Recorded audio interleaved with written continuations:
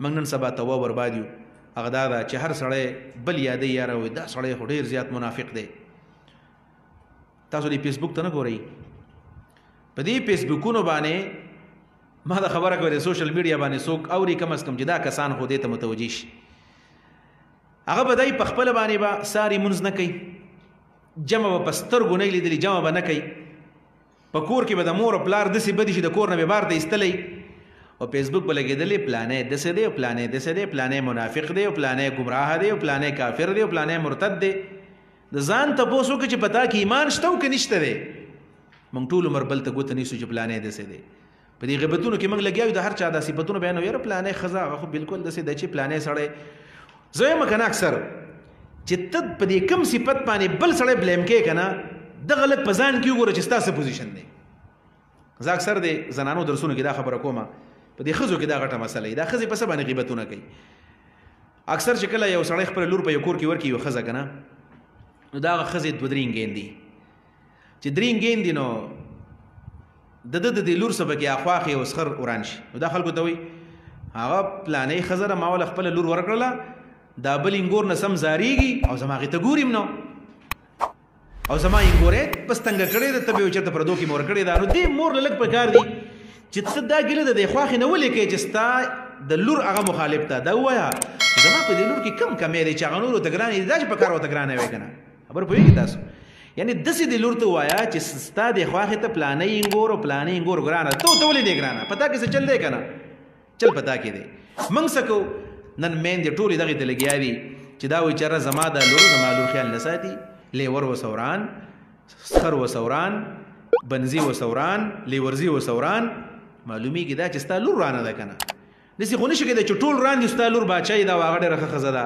نن ټولې میندې لګیا دي په دې غیبتونو کې، ځان یې تباه برباد کړو، ځان یې تباه برباد کړو.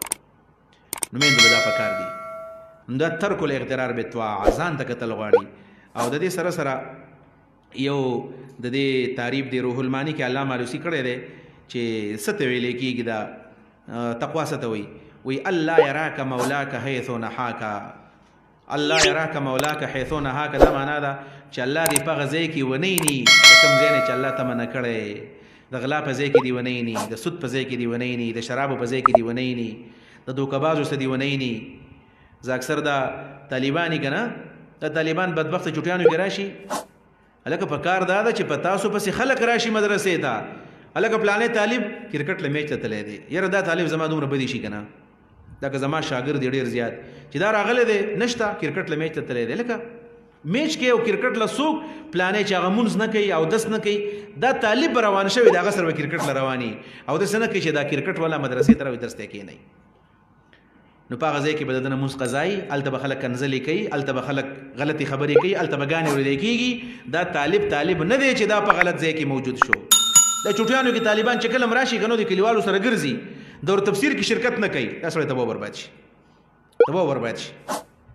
تفسیر نه منع شي، جماعت نه منع شي، مدرسې نه منع شي. دا نو الله یراک مولاک حیث نهاک، کم ځای نه الله منع کړی هلته دې الله تا ونیني. او ولا یفقدک حیث امرک، ولا یفقدک حیث امرک دا معنا ده چې کم ځای کې الله تا ته امر کړی دی په هغه ځای کې دې الله تا ورک ونه مومي. یعنې ستا دپاره خلک څه وایي ملا کې دوړ مسجد ته کو، و دا مسجد ته د ملا منډه پکار ده، په دې نه شرمېږو موږ، په دې باندې خوشحالېدل پکار دي چې زموږ د منډې ځای څه دی؟ شراب خانه نه ده، ډم خانه نه ده، زنا خانه نه ده، جومات او مدرسه ده. هغه استادان دي او که هغه استادان دي چې د هغوی تعلق د مدرسې جومات سره دی، چې خلک واده له رواني دا مدرسې ته روانوي، خلک بل ځای ته رواني دا مدرسې ته رواني. خوشحاله شه چې الله تعالی هغه ځای کې ته ولیدلې په کوم ځای کې الله تا ته امر کړی دی، نو په دې خوشحالېدل پکار دي. ولا یفقدک حیث امرک. امام بغوی د عبدالله ابن عمر قول ذکر کړی دی چې تقوا څه ته وایي؟ دا ډېره مزداره خبره ده. الله ترى نفسک خیرا من احد، الله ترى نفسک خیرا من احد، چې ځان د چا نه غوره نه ګڼې.